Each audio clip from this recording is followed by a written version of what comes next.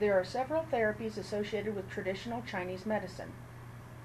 Acupuncture, herbal medicine, massage, diet, and cupping therapy are the most widely used.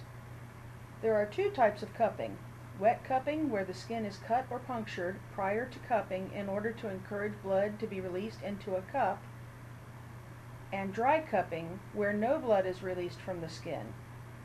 In this presentation, we will limit our discussion to dry cupping. Cupping therapy is currently used in China, Poland, Russia, Malta, Finland, Vietnam, Korea, Japan, the Philippines, and the United States.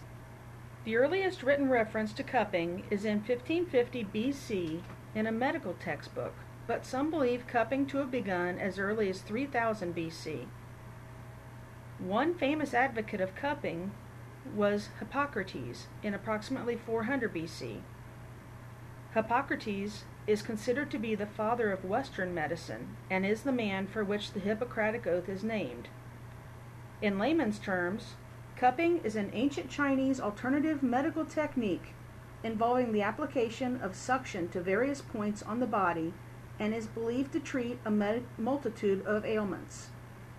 A suction is created in cups made from animal horn, glass, plastic, metal, or silicone by either briefly applying heat to the air inside the cup or by suctioning of air out of the cup to create a vacuum. The skin and tissues are drawn up into the cup, drawing blood to the site. The use of fire to heat the air in the cup is known as fire cupping. The practitioner uses a ball of cotton soaked in 70 to 90% alcohol that has been lit. They then place the flame in the cup for approximately 1 second and then immediately place the cup on the skin. As the air inside the cup cools, the suction is created. If the practitioner wishes to utilize moving cupping, the technique of sliding the active cup over the tissue, massage oil is applied to the skin in advance. While maintaining the cup suction for 5 to 10 minutes, the cups are either left in place, specified by the patient's current complaint, or moved over the skin. Outside of Chinese traditional medicine, science has found no evidence to support the claims of those who believe in the cupping therapy. This being said, many people of many different cultures say that this therapy works, and cupping advocates often rely on cupping as a relief from their ills. A well-known Chinese saying sums up this belief: acupuncture and cupping, more than half the ills cured. Various ancient cupping artifacts have been found. An artifact is simply material made by a human or modified for a specific use by humans. Early in cupping, hollowed out animal horns, pottery, metal or bamboo cups were popular. Cups used today are made in a variety of shapes and sizes from 1 to 3 inches at the opening. Plastic, silicone, and glass are most widely used today.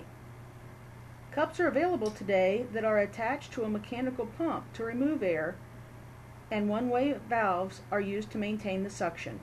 So what is the theory behind how it works? Cupping advocates in Western civilization believe cupping works by promoting circulation, the drawing of blood to the site, and freeing the muscle of adhesions. Eastern cultures, on the other hand, believe that stagnation of body fluids lead to illness, and the capillaries are a prime area for the stagnant fluids to be stored. Cupping draws these fluids up and out. To understand cupping at an even deeper cultural level, cupping is said to remove disease-producing factors known as wind, cold, damp, and heat. Whichever explanation you prescribe to, cupping is said to treat respiratory conditions, cancer, pneumonia, pain, indigestion, arthritis, cellulite, and skin problems such as acne and eczema. The feeling of being cupped is said to be proportional to the suction used. The general goal in cupping is to use moderate suction, with which a slight pinch might be felt.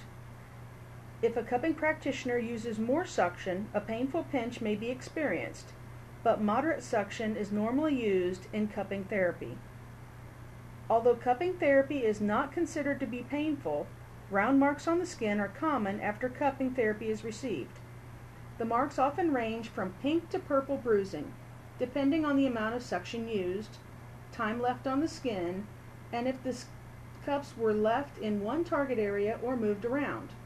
Because the therapy requires the skin and tissues to be sucked up into the cups, the resulting marks are often much like that of a hickey, and traditional Chinese medicine refers to this as a shaw. Recently, silicone cups have been designed to minimize this bruising. Nothing so odd is practiced in modern-day US, right? A quick internet search reveals online supply ordering, seminars, local practitioners, and DIY instructions. Cupping has gained wide acceptance by way of diffusion, which is the spread of a cultural trait from one culture group to another. Cupping therapy is often provided in an acupuncturist's office and is offered as nearby as Columbus, Ohio. By reviewing the art of cupping through the lens of cultural relativism, which is attempting to view aspects of a culture in terms of how the culture as a whole influences the subject being discussed, we gain a clearer understanding of the practice. Public opinion, how the public sides on an issue, is sometimes unrelenting and can have a very real bearing on a person's behavior. Public opinion can often be harsh when persons of Western culture consider therapies not commonly seen in Western medicine. However, the popularity of cupping is on the rise in the United States. Several celebrities have famously and openly declared their love for cupping. Among these are Jennifer Aniston, Gwyneth Paltrow, Victoria Beckham, Jessica Simpson, and David Arquette. I am hoping that through this presentation we have opened our minds a little and learned about the traditional Chinese medical art of cupping using a bicultural perspective.